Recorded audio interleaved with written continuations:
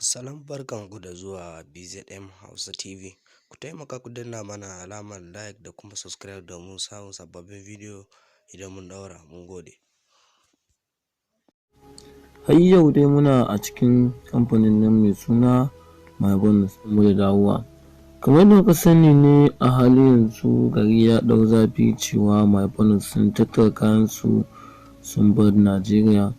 To gaskiya wanda ya ce hakan ko waɗanda na cewa haka gaskiya sun yi kuskure. Da farko dai zan fara muku bayanin menene MyBonus. MyBonus kamar da na sha muku bayani kamfani ne shi kamfani ne na third party.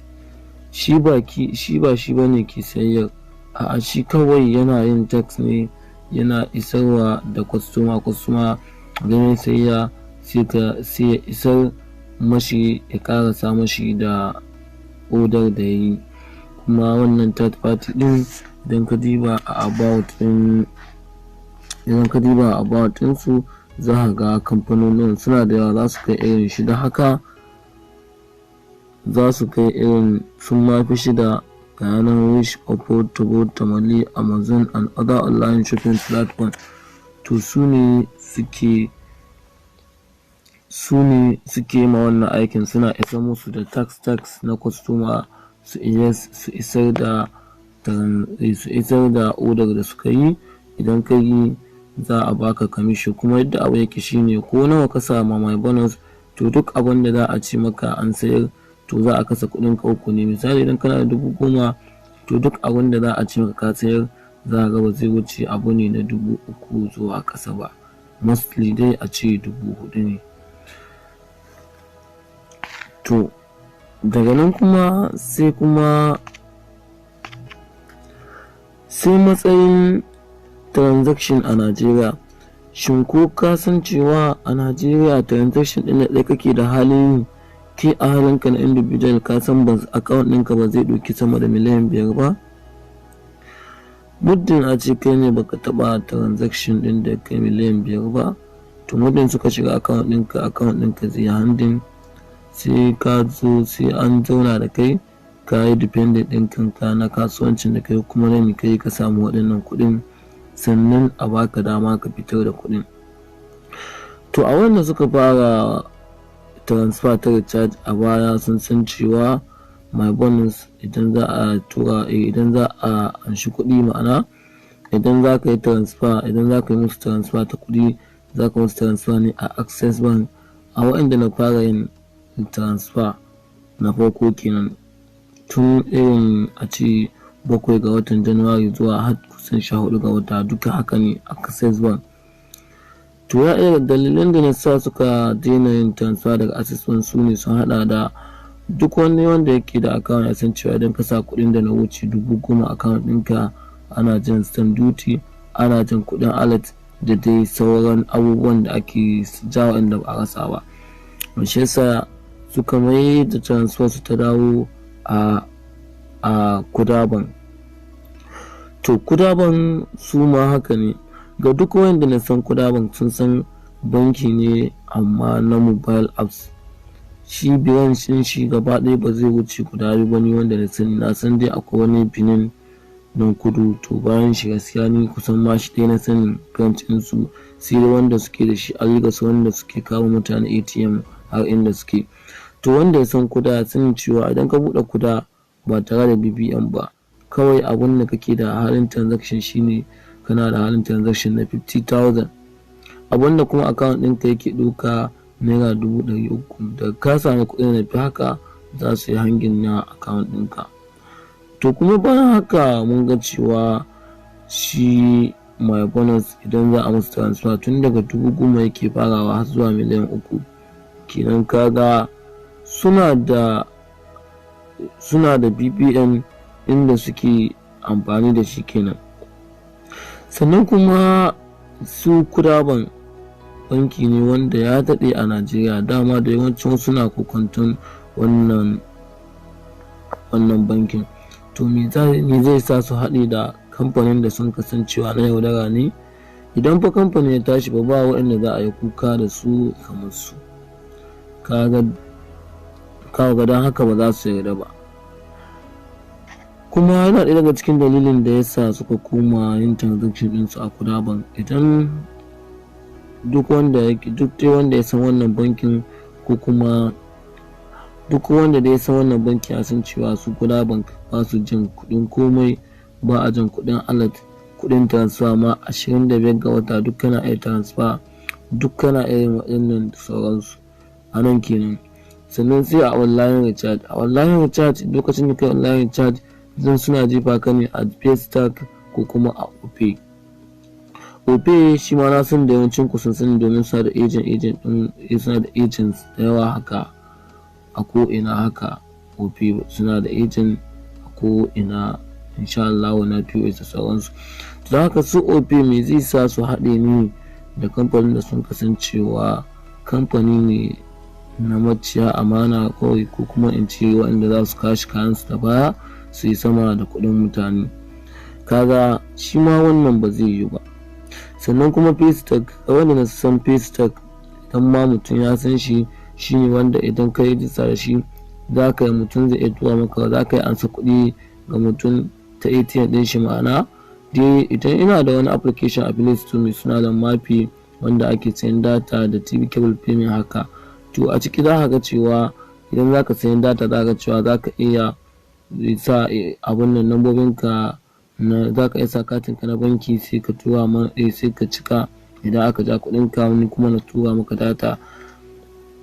To wannan idan a Paystack, idan za ka yi transaction wanda bai wuce miliyan 2 ba kawai, daga naira 1 zuwa miliyan 2 shine account ƙarami a Paystack. Abinda za ka yi shine suna buƙatar BBN ɗinka, ID card ɗinka da kuma plan na business ɗinka da sauran bayanai dai haka kenan. Idan kuma kana son transaction ɗin da haura miliyan 2, dole sai ka kawo wasu lambobi wanda ake cewa CAC business requirement. To wannan CAC business ɗin, to duk wanda kaga yana da su to ya yi rajista kenan, ya yi rajista business online kenan, ba online ba, kowane business suna da shi amma ya yi rajista kenan. Domin idan ba da su ba kuɗinka ba za su wuce haka ba. Kuma shin ka san cewa idan kana da account a Najeriya, muddin kuɗinka na haura ma kuɗin da na haura miliyan 5, ka san cewa sai an yi challenging da kai, ka san cewa sai ka ruka da pin ɗin kanka na inda ka samu kuɗin nan da sauransu. To don haka gaskiya mai bonus ban sa rai a ce wai sun tashi. A zan ƙara muku wani bayani. Sannan kuma idan ba ku mance ba, haka ba aka yi ma inclination. Wanda ya san inclination na Pincoin sun san su ma haka akai, a kama cewa ayyan damara ne da sauran abubuwa da ana ta faɗa cewa inclination ba gaskiya ne ba. To daga ƙarshe dai da aka cewa an biya 'yan August, sannan kuma wayanda na fara an biya su a November, kuma a Disamba ma an kafa shagunoni wayanda za ka ba da Pincoin a baka kaya. Sannan ma suka koma duk 12 ga wata, irin haka na 12 ga watan Disamba sukan je kowace jiha su sauka a cikin hotel. Duk wanda yake da wannan katin yanzu ya ba da kati a baka, kai gaba ɗaya ka rajista ƙila naira 1000 ko 10,000, tun da dai nawanci ma naira 1000 aka yi yawan yi, sai ka je a baka kayan da kai ma ka san cewa sun fi ƙarfin abin da ka kashe. To da aka haka nan dole ba da za a yi, dole shi ma aka kyale shi, aka daina magana shi. Kuma shi Pincoin har yanzu yana nan, yanzu an yi a December 12, yanzu sai a February shi ma, a February 12 shi ma haka za a yi a kowace jiha. Da haka kaga kamin ma a fara cewa sun tattara kayan su, ko kuma inda cewa aka yi haramun ne, ai shopping din da ake yi ana samun irin kokos haka da sauransu. Ok, to in ma an samu kokos din, misali kana cikin shopping sai ka samu haka kokos ko wani abu, to ai za ka iya barin shopping din ka bar shi bayan minti 2 idan ka koma za ka ga shopping din sai cancel din shi, babu shi a ciki. Don haka wannan ba wata matsala ba ce wadda za ku damu ba. Wannan halin Najeriya ce gaba ɗaya, an saba duk irin wannan ana samuwa. Wanda kawai za mu shi ne kawai kowa ya ƙara hankuri, sannan kuma a ci gaba da addu'a, domin addu'a tana maganin kowace musiba. Kuma fa wannan matsalar ba fa iya wai mai bonus bane ba, wanda suke register UWOC sun san cewa UOC su ma wannan satin sun shiga cikin wannan matsalar sosai ta biyan kuɗi, kuma haka suka taba mutane haƙuri da agent ɗinsu, haka aka ta yi, kuma kaga su ma har sun gyara. Don haka wannan ba ta matsala ce ba, duk wani abu haka yana buƙatar gire da yadda ka san kai ne kake da shago ƙarami kana so ka tsara mai girma, haka dole duk wasu sana'o duk wasu dai haka kalloli naka gaskiya za su takura, za a ɗan ji ba daɗi ba musamman wajen kwastoma. To haka abin yake, su ma sun yi upgrading ne an ƙara mu abin girma, ana so a mai da transfer awa guda, duk shi ne ya jawo wannan tsaikon da ake ciki, kuma za a gyara komai, za a gama shi cikin lokaci insha Allah. A zan ƙara muku wani bayani, muna tare da su a cikin groups ɗinsu na WhatsApp. Notification ɗin da sun ka sanar mana shine abu dalilin da yasa suka samu wannan tsaikon shine kaga yanzu misali a ce dala ce suke canzawa fa zuwa naira, wannan matsalar shi ke sa idan ka ce kuɗi a yau sai gobe za ka yi tsammanin shigowarsu. To suna so su magance wannan matsalar tun a baya, kun san cewa za su mai da transfer a awa ɗaya, suka ce insha Allah ta daɗe kenan awa ɗaya. To don haka dole ne su samu lokacin da za su yi wannan gyaran. To lokacin sai kuma ya fara da daidai irin a ce tun daga ranar Alhamis, Juma'a, Asabar, Lahadi, Litinin har Talata har zuwa Laraba ana wannan gyaran. Shi yasa cewa duk wanda na cire kuɗi ba a tura musu kuɗin su ba har yau. To yadda abu yake shine sun yi ƙoƙari sun shawo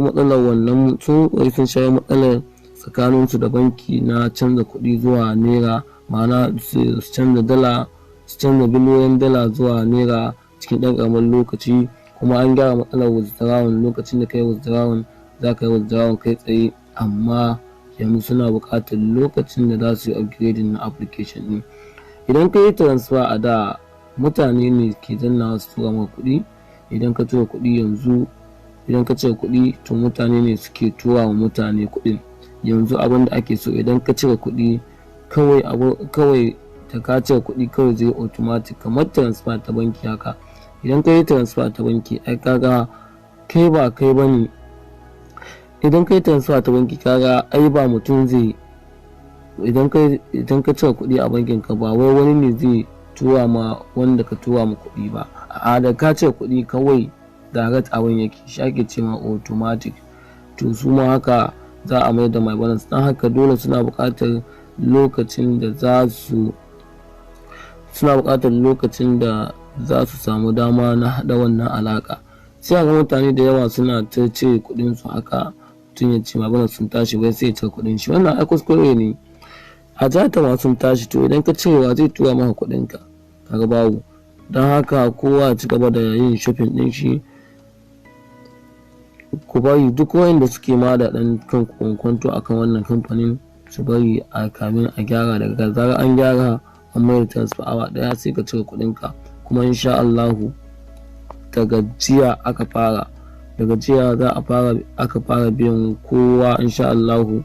Cikin sati ɗaya suka ware na za a gyara kowace matsala, za duk wani wanda ba a tura mashi kuɗin shi ba za a tura mashi, wanda yake da recharging kuɗin shi ba su shiga ba shi ma za a gyara musu, sannan kuma za a dawo da online recharging a 1st February insha Allah. Wa'annan bayanan duk daga su muka samu.